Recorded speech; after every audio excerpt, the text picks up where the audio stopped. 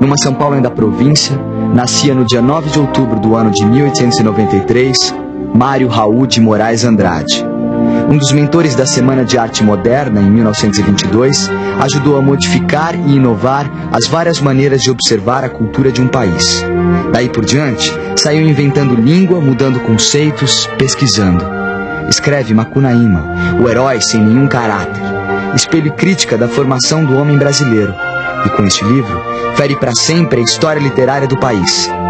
Se sua voz se cala em 1945, sua obra, que engloba prosa, poesia, pesquisa e resgate cultural, continua ecoando em todos os cantos do Brasil.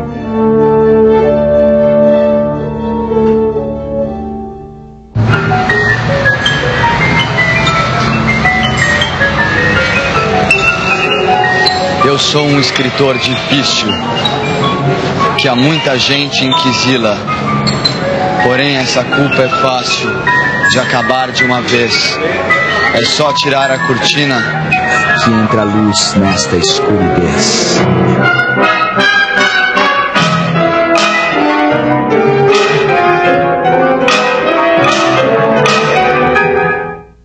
São Paulo, 9 de outubro de 1893.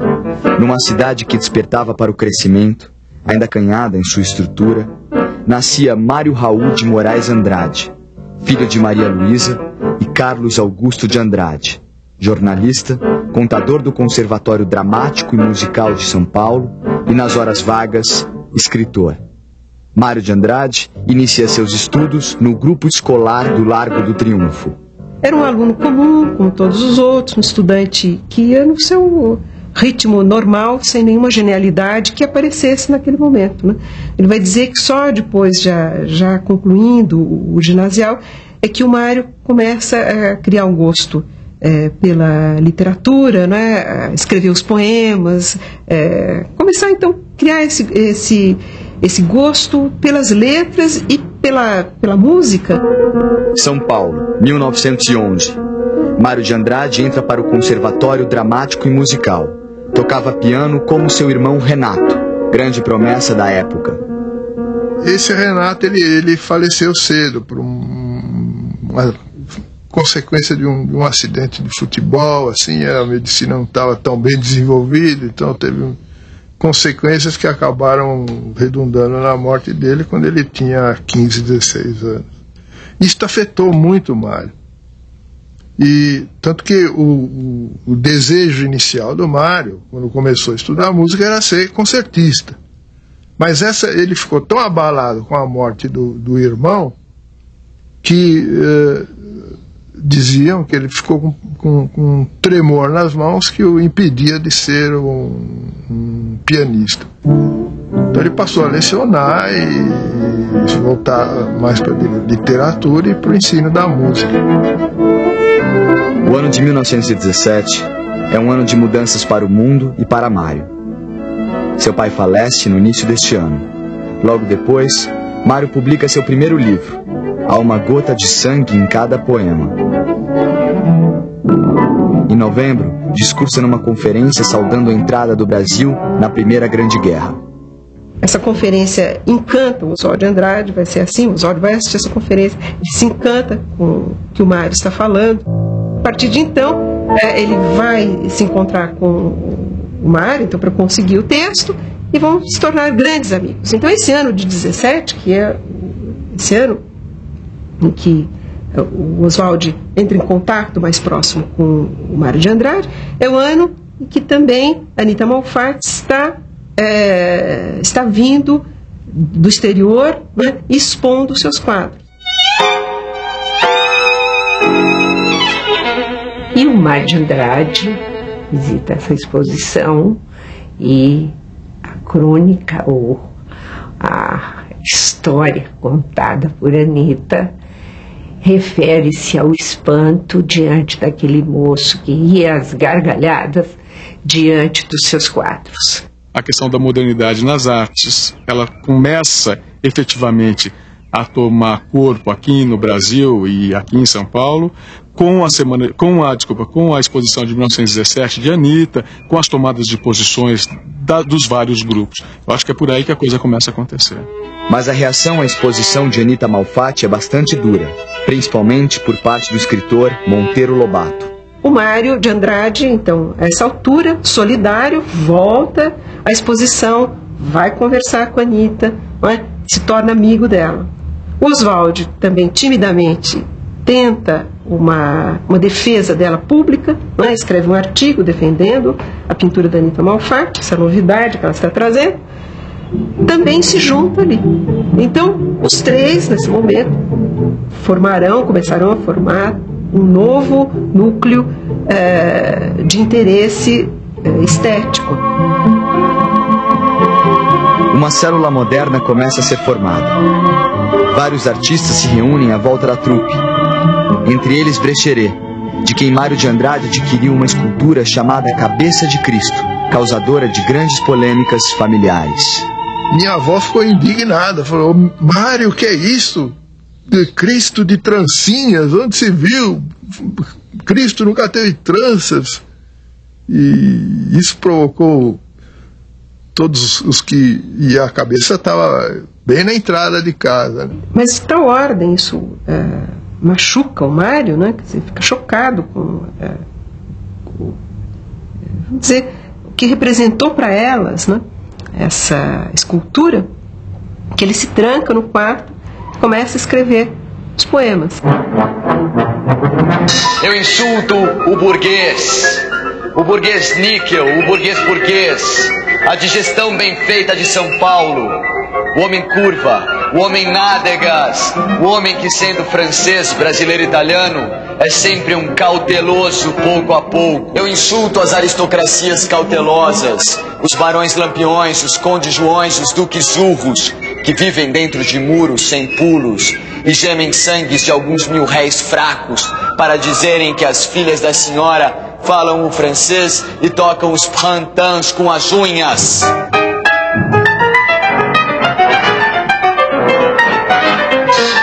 Havia uma inquietação já, mesmo em São Paulo, que apesar de provinciana, São Paulo vivia aquele momento, o influxo da imigração estrangeira, o crescimento da cidade, a chamada modernização paulista, a industrialização, recebia muitos influxos internacionais. O São Paulo era a cidade que concentrava essa sede de contemporaneidade que havia. Os escritores passaram a ver São Paulo como o lugar onde era possível fazer uma arte nova, porque a cidade era nova.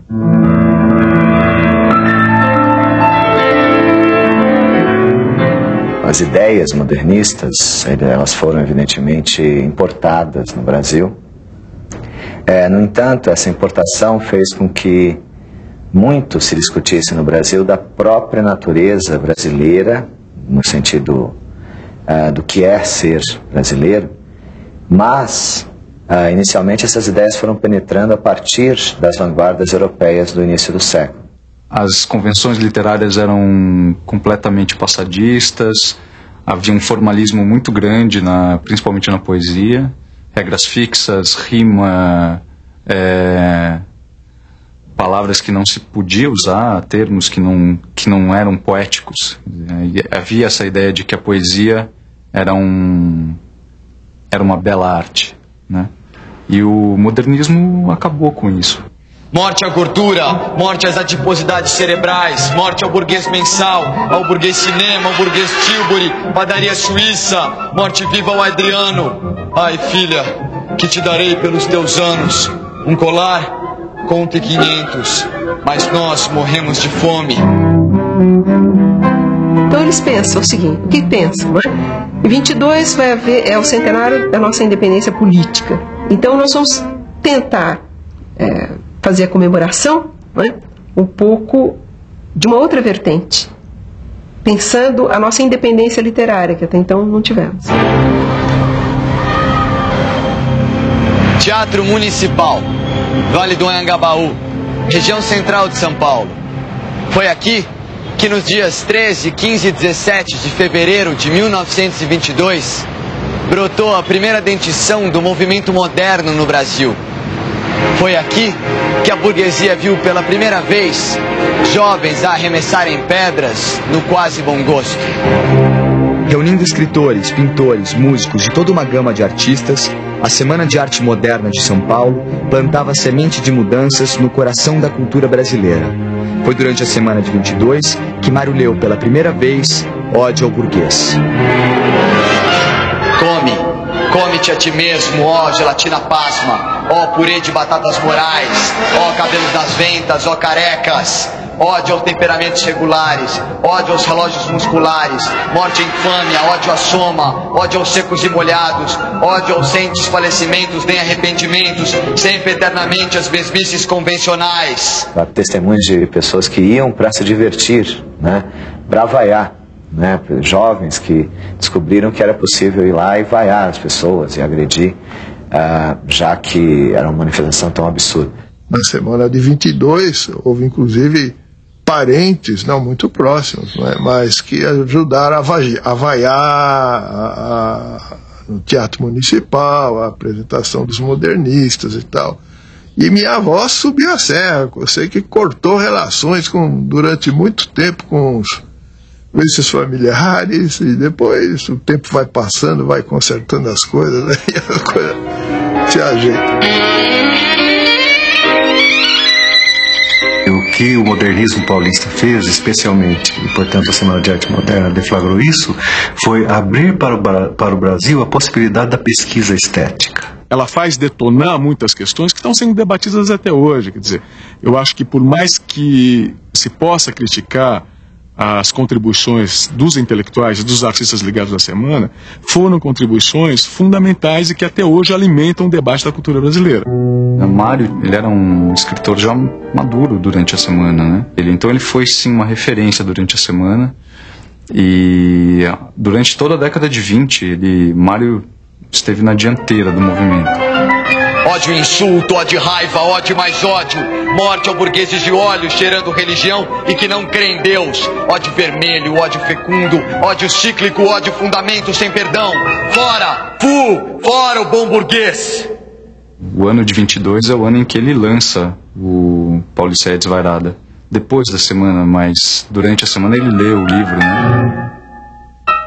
Pauliceia Desvairada é visto atualmente como o primeiro livro moderno do nosso modernismo. E é um livro em que a preocupação do Mário é representar a São Paulo que nasce, né? São Paulo, a nova São Paulo, a metrópole vertiginosa, inapreensível, multifacetada. É uma cidade grande demais para acolhê-lo, por exemplo. E ao mesmo tempo ele tem um sentimento de amor muito grande por São Paulo. Chama São Paulo de minha noiva, São Paulo como São de minha vida. Durante toda a década de 20, Mário de Andrade continuou sua grandiosa produção moderna, escrevendo para várias revistas e jornais, alimentando debates sobre o modernismo e o nacionalismo. Mergulhou na fonte da cultura popular brasileira e afinou contatos com as vanguardas europeias. Mário comia de tudo. Em 1927, viaja pelo norte do Brasil, viagem que se repetirá em 1928. Mário coletou um sem número de lendas, tradições, manifestações, resgate que veio influenciar toda a sua obra futura. Dessa primeira viagem que ele faz ao Amazonas vai ficar a semente do Macunaíma, né?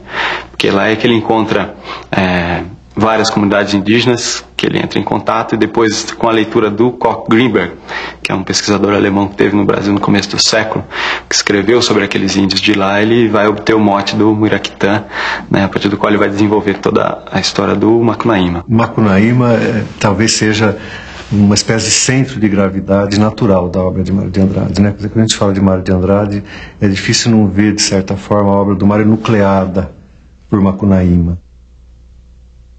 O Mário estava tentando ter uma visão integral do Brasil, e ele projeta tudo isso em Macunaíma. E isso se dramatiza então no próprio livro. Quer dizer, o livro é o livro que tem no seu núcleo o herói de nossa gente, né? Que é também um herói sem nenhum caráter. No fundo do Mato Virgem nasceu Macunaíma, herói de nossa gente. Era preto retinto, e filho do medo da noite. Houve um momento em que o silêncio foi tão grande escutando o murmurejo do Iraruquera que a Índia Tapanhumas pariu uma criança feia. Essa criança é que chamaram de Macunaíma. Passou a infância a reparar no trabalho dos outros, e nem falar falava o danado.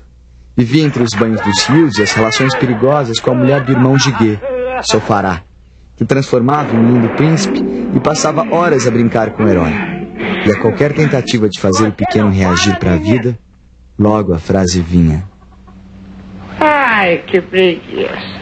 O Mário vinha há muito tempo já pesquisando as matrizes de cultura popular, de folclore, de cultura indígena. E subitamente tudo isso se projeta sobre Macunaíma, escrito, que foi um livro escrito, segundo o Mário, em 5 dias de rede de cigarro. Quer dizer, em 5 dias, ele, na chácara de um tio dele, em Araraquara, ele, em umas férias de fim de ano, em 5 dias ele escreve o livro inteiro. Isso não quer dizer que ele pegou uma semana de dezembro, rabiscou Macunaíma e saiu Macunaíma. Não. Ele se preparou com toda uma pesquisa, as leituras todas prontas, todas as anotações, tudo aquilo que ele tinha, e aí, com a história pensada, não é, ele escreve. Mãe, sonhei que caiu meu dente. É morte de parente. Pois é.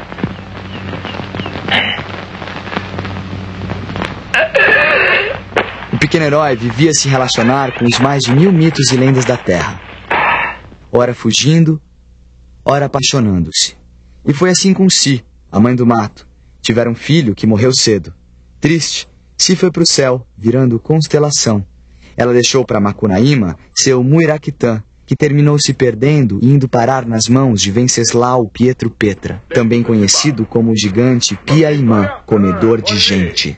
Me parece que a importância fundamental do Macunaíma é incorporar os estudos que o Mário fez, até de autores estrangeiros, como Koch Grimberg, a uma pesquisa intensa que ele faz das coisas brasileiras e conseguir, a partir daí, fazer uma obra que procura, de certa maneira, traduzir o nosso espírito, né? E traduzir, como ele fala aqui, uma rapsódia, né? Essa série de lendas e mitos. Essa busca da tradição, né? Pela pesquisa popular, pelo cozer das histórias populares, né? Um cozer de cantos, né? Que é a rapsódia. Num minuto, o Macunaíma, numa correria, ele vai do Amazonas ao Rio Grande do Sul, depois ele vai de um lado para o outro, como um bom herói mítico, né, como uma boa personagem lendária que ele é, e mistura os falares regionais e todos os costumes. Então ele mistura, portanto, todos os espaços. Ele mistura também todos os tempos, ele visita figuras do passado, do presente. Então é um livro que mistura os tempos e os espaços. Isso faz parte da riqueza do livro. Macunaíma resolveu ir a São Paulo, reaver seu Muiraquitã. No caminho, por causa de uma água milagrosa, ele se torna branco.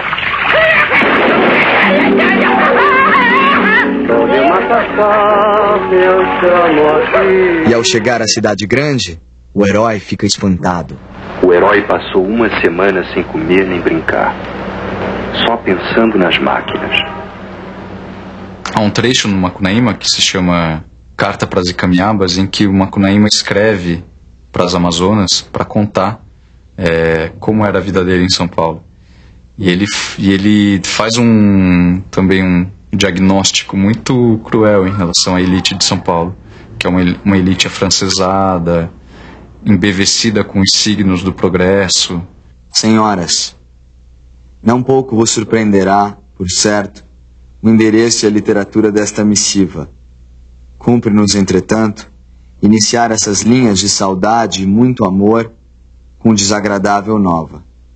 É bem verdade que na boa cidade de São Paulo, a maior do universo, no dizer de seus prolixos habitantes, não sois conhecidas por Icamiabas, voz espúria, senão que pelo apelativo de Amazonas. Macunaíma, o herói sem nenhum caráter, termina por se integrar à cidade grande.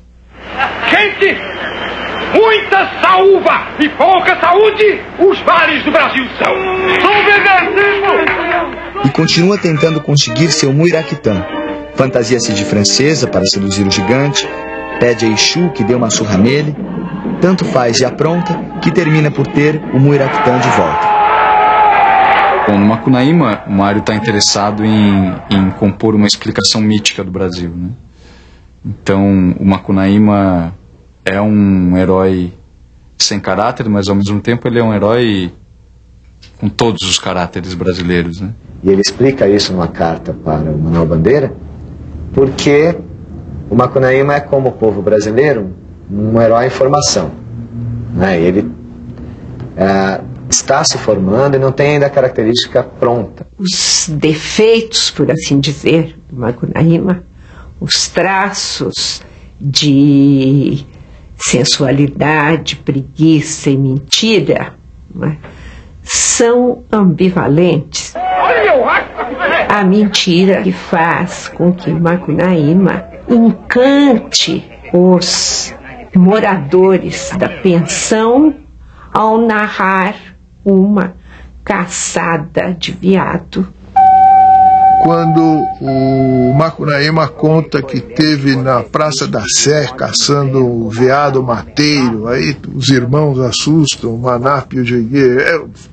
Macunaíma, você andou caçando o veado mateiro? Ele confirma e tal. A um certo ponto ele não consegue manter mais a mentira, vira e fala: eu menti. Isto é, eu criei, eu inventei. O herói, junto com os irmãos, retorna para sua terra. Mas tanto faz que acaba sendo abandonado por todos. O herói fica só. Um dia cai na conversa da Uiara, bem ali no rio, e o herói se deu mal. E perdeu a perna, o Muiraquitã e a esperança. E eu fiquei para vos contar a história. Por isso que vim aqui. Me acocorei em riba destas folhas, catei meus carrapatos, ponteei na violinha e em toque rasgado botei a boca no mundo, cantando na fala impura as frases e os casos de Macunaíma, herói de nossa gente. Tem mais não. Eu acho um livro impressionante. Foi um dos momentos em que um grande escritor brasileiro, no bojo de uma pesquisa estética imensa, tentou projetar uma imagem do Brasil, que no fundo é uma imagem de si mesmo, né? Final dos anos 20. Momento de reflexão e mudança na vida e na obra de Mário de Andrade. Separação intelectual com Oswald de Andrade. Racha o modernismo brasileiro. Mário continua a defender uma cultura nacionalista e primitivista enquanto observa o jogo social de seu tempo.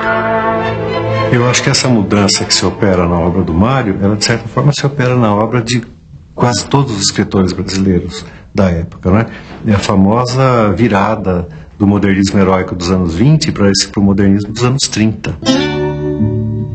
Como disse a Raquel de Queiroz, eles puderam fazer livremente as coisas na década de 30 porque os heróis de 22, né, romperam com todas as barreiras, então eles podiam escrever como eles quisessem, sem se preocupar nem em seguir o modelão, como os parnasianos faziam, nem em rompê-lo, né, coisa que o Mário, Oswald, Bandeira tinham muito claro. Depois de 30, eu acho que toda a cultura brasileira se aproxima de um movimento de crítica social e de experiência, de observação das realidades vividas. A observação do mundo à sua volta, antiga preocupação de Mário, se acentua neste período. Seus poemas e o livro de contos Belas Artes refletem esta preocupação. Os contos de Belas Artes estudam especialmente as contradições da modernização paulistana, né? Em plena ideologia do progresso de São Paulo. Tudo isso que é que faz os contos de Belas Artes. Eles focalizam a modernização pelas beiradas. Várias poesias dele que eu li, eu gostei porque eu acho que eu me identifiquei um pouco. Me identifiquei com o lado da periferia, me identifiquei com a diferença social. Na minha boca nasce a palavra da decisão. Não sou mais eu. Chegou a hora da destruição. Não. Não aguento a fome, não há mais perdão. Deus dorme nos ares, chefes na cama, acordo no chão. Eu quero meu pão, eu quero meu pão. Não. Não aguento a fome, lei no coração. Malditos homens dessa vida, eu quero meu pão. Eu sou aquele que disse: eu tenho fome, eu tenho fome. Fome de justiça. Alguns poemas dele tem a ver com o dia atual de hoje. Inclusive, a fome que a gente canta é uma música dos anos 30. E a gente usa hoje, ela casa com o dia de hoje, que a fome ainda existe. Os reflexos dos conhecimentos adquiridos por Mário durante toda a sua vida começam a se revelar mais claramente. O homem observa e resgata a história cultural de seu país. Mário de Andrade pensou o Brasil na sua diversidade, na sua complexidade. Ele foi pesquisar o Brasil, não é? No folclore brasileiro, mas ele não foi pesquisar 3 ou 4 linhas, não. Ele foi coligir, ele anotava. A obra do Mário de Andrade no campo da cultura popular tradicional brasileira ainda é pouco conhecida. Só muito recentemente é que estão surgindo alguns trabalhos, tanto na academia quanto da parte dos artistas, basicamente porque as obras de pesquisa do Mário em cultura popular não foram publicadas em vida por ele. O empenho dele em pesquisar a cultura nacional, em pesquisar o que havia de mais importante na cultura nacional e até em ajudar as pessoas, as cartas que ele escreveu, todo o empenho que ele tinha em estar ajudando todo mundo que estava escrevendo naquela época é muito importante. Mário é 300, Mário é 350. Em meio a publicações em revistas e livros, a debates e polêmicas e a reflexões profundas sobre o povo brasileiro, assume a diretoria do Departamento de Cultura da cidade de São Paulo, de onde vem a se afastar em 1938 por divergências políticas. 48 horas depois de ser mandado embora do Departamento de Cultura pela Prefeitura, por Gustavo Capanema, que era ministro da Educação e Saúde naquele tempo, chamou o Mário de Andrade. Ele foi para o Rio de Janeiro, onde ele tinha amigos muito importantes.